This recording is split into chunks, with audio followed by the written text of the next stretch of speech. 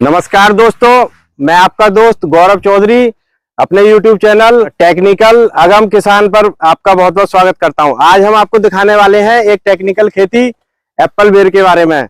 जैसे कि किसान भाई हमारे जो पारंपरिक खेती कर रहे हैं उसके साथ साथ अगर कोई टेक्निकल खेती करते हैं तो उसमें कितना लाभ होता है, कैसे कैसे उसे करना है और क्या क्या रख रखाव है और उससे ज्यादा कैसे इससे इनकम ले सकते हैं। तो आइए हम मिलते हैं जो यहाँ के किसान हैं और ये संत भी हैं, इन्होंने ये खेती कर रखी है ताकि किसान भाइयों को ज्यादा से ज्यादा इसका लाभ मिल सके और उसके बारे में इनसे हम पूरी जानकारी लेंगे। पहले आप अपना नाम बताइए और अपना परिचय दीजिए। नमस्कार जी। हाँ, मैं राधेश्याम जी।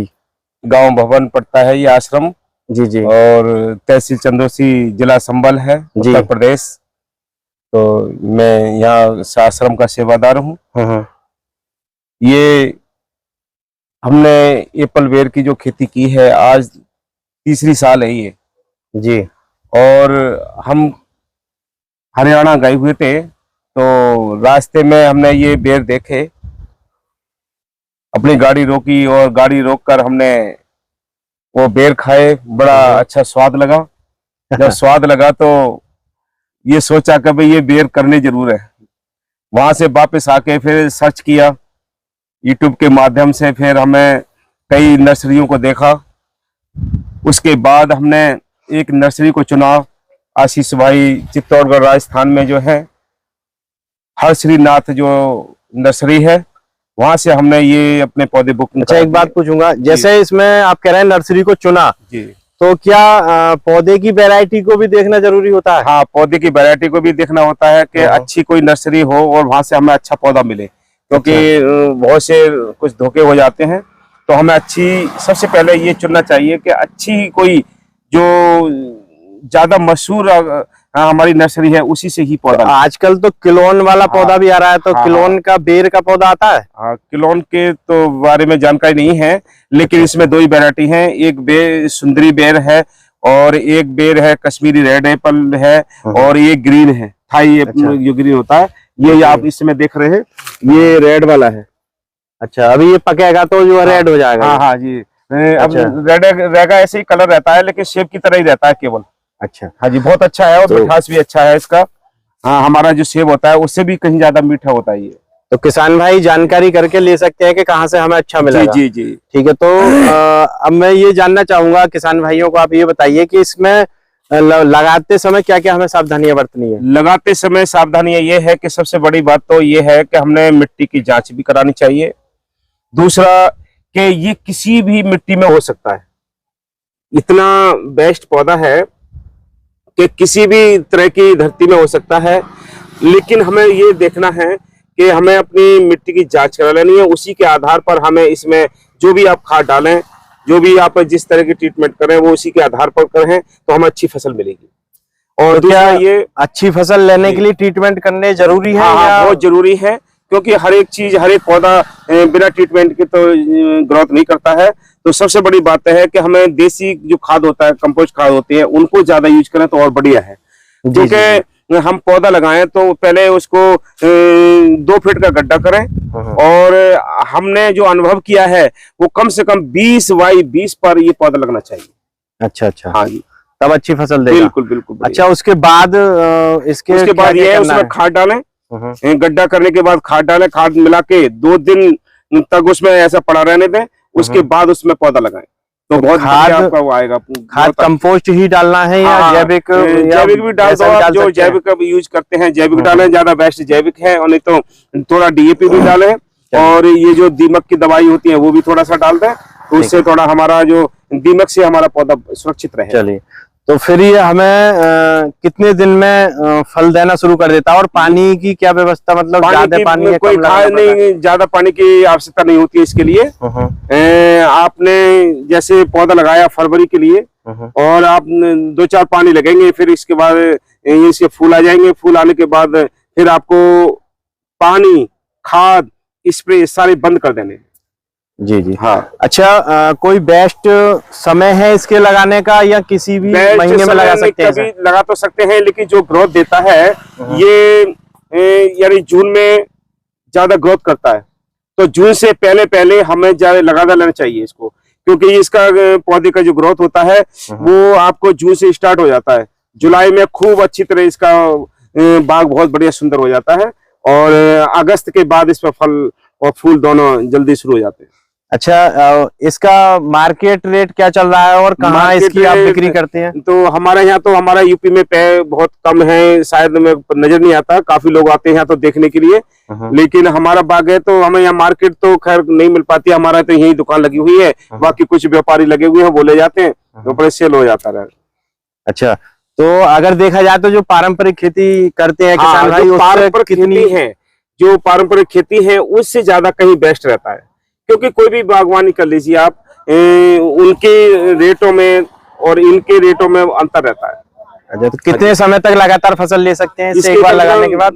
वैसे तो 20 साल बताते हैं कि 20 साल तक हम इसकी फसल ले सकते हैं, पौधा रख सकते हैं, और कोई 50 साल भी बताता है, कभी चलता रहता है। ये 1 फीट से इसकी कटिंग हो जाती है।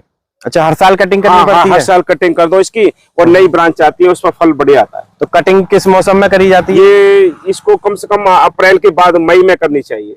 सबसे बेस्ट टाइम होता है इसका मई का होता है, तो मई में इसकी कटिंग कर देनी चाहिए, फिर आपको उसका पूरा ग्रोथ और पूरा फायदा मिलेगा।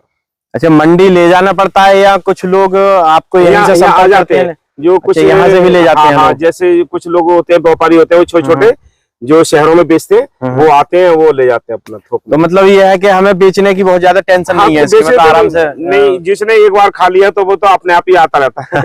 बहुत मतलब स्वादिष्ट है ये चीज। अच्छा, तो मालिक की मेहर से अच्छा है फल, और इसमें कीड़े भी नहीं होते हैं। आप ये देख रहे हैं, इसकी गुठली भी कम होती है। जो देसी बेर होता है, जो हमारा जो आप पहले से हम देखते आ रहे हैं, उस बेर में और इस बेर में बहुत जमीन आसमान का अंतर है, मिठास में भी और उसके माल में भी।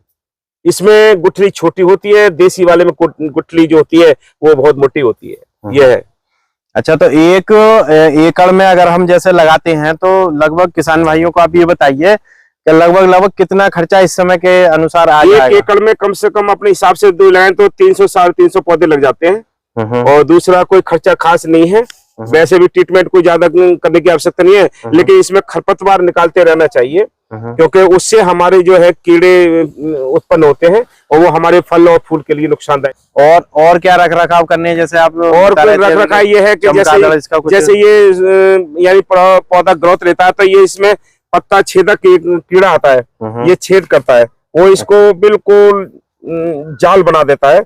उसके लिए हमने कोई कीटनाशक दवाई का स्प्रे करना है, बस ये हट जाएगा। उसके बाद हमने फ्रोबर से लेके और थोड़ा मटर के बराबर जो दाना बनता है उस तक कोई भी आपने स्प्रे नहीं करनी है। जब मटर के दाना बन जाए और हमारा पूरा जो फूल है वो झड़ जाए, तब हमें हल्की सी कीटनाशक स्प्रे करनी है, ताकि उसमें। और एक विशेष और ध्यान रखें किसान कि सबसे पहले कीमती बात यह है कि अपने फल को सुरक्षित रखने के लिए एक सबसे पहले जो काना करने वाली मक्खी होती है वो आती है, उसके बचाव के लिए आपने ट्रेप जरूर लगाने हैं। जब ट्रेप लग जाएंगे तो मक्खी से हमारा जो फल है वो सुरक्षित हो जाएगा, और फ्रेश हमारा फल नहीं तो काने हो जाते हैं। किसान भाई बहुत ज्यादा परेशान हो जाते हैं। तो ट्रेप मार्केट में आसानी से अवेलेबल हो जाते हैं? मार्केट में भी मिल जाते हैं, ऑनलाइन भी आ जाते हैं। अच्छा, तो हमने अभी तो ऑनलाइन मंगवाए हैं, तो उनसे काफी बेनिफिट रहता है। अच्छा, और किसी पशु पक्षी से नुकसान होता है? और चमगादड़ से बहुत बड़ा नुकसान होता है, उसके लिए आपको नेट की व्यवस्था करनी पड़ेगी, बिना नेट के वो ठीक नहीं रहेगा। अच्छा, अगर नेट की व्यवस्था की जाए तो बहुत ज्यादा कॉस्टली पड़ती है? या कॉस्टली तो है वो थोड़ा, लेकिन जब हमारी इनकम ज्यादा होगी तो फिर वो कॉस्ट नहीं दिखाई देगा। हाँ, मतलब अगर इनकम हमारी अच्छी हो रही है तो किसी को भी खर्च करने के लिए कोई जरूरत नहीं होती कि भाई हम खर्च ना करें। ठीक है। तो और किसान भाइयों के लिए क्या संदेश देना चाहेंगे? और यही है कि सबसे बड़ी बात तो यह है, मैं अपने किसान भाइयों को, सारी जनता के लिए यही कहना चाहता हूँ कि थोड़ा अपने पास जितना खेत है जो कर सके तो थोड़ी बागवानी की खेती भी करें, ताकि हमें वो बिजनेस के हिसाब से भी चलता रहे, और अपने घरेलू खर्च खाना पीना के लिए भी अलग खेती भी करें। तो ये सबसे बड़ी बात है कि सभी हकलाक मेहनत करके सभी अच्छी मेहनत करें, और अपने घर और अपने शरीर के लिए, अपने बच्चों के लिए भी स्वस्थ रखने के लिए कमाई भी बहुत आवश्यक है। अच्छा जी, धन्यवाद। हाँ जी, देखिए दोस्तों, जैसा कि संत महाराज जी ने बताया है कि जो लोग आज बहुत अच्छे से पढ़ने के बाद जॉब करने जाते हैं या दूसरी फैक्ट्रियों में जॉब देखते हैं, अगर उनके पास थोड़ी सी भी खेती है तो पारंपरिक खेती ना करके टेक्निकल खेती करेंगे तो अच्छा मुनाफा ले सकते हैं, अपने घर पर भी रह सकते हैं और स्वस्थ भी रह सकते हैं। और इसके साथ साथ सभी का धन्यवाद, आगे बने रहें। और अगर जानकारी अच्छी लगे तो मेरे चैनल को सब्सक्राइब करें और घंटे का बटन जरूर दबा दें, ताकि ऐसी ही अच्छी अच्छी जानकारी आपको दोबारा से मिल सके। धन्यवाद। नमस्कार।